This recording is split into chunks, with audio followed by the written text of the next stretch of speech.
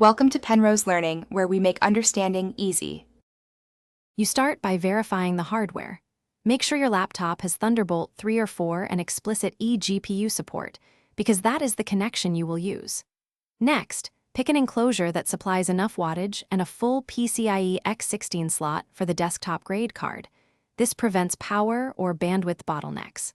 Once done, update your BIOS and OS, download the latest GPU drivers, and create a system restore point so you can roll back if something goes wrong. Now install the laptop-suitable GPU into the eGPU enclosure, seating it firmly and attaching all power connectors. This ensures stable operation under load.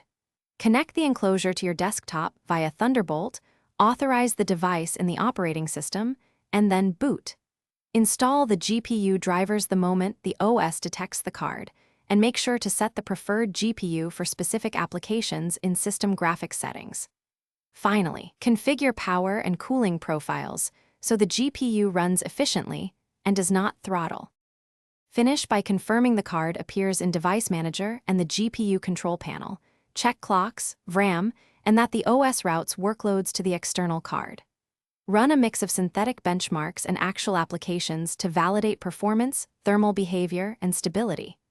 Once satisfied, secure all cables, update enclosure firmware, and create a system image for recovery. If the eGPU is not recognized, make sure Thunderbolt authentication is enabled in BIOS.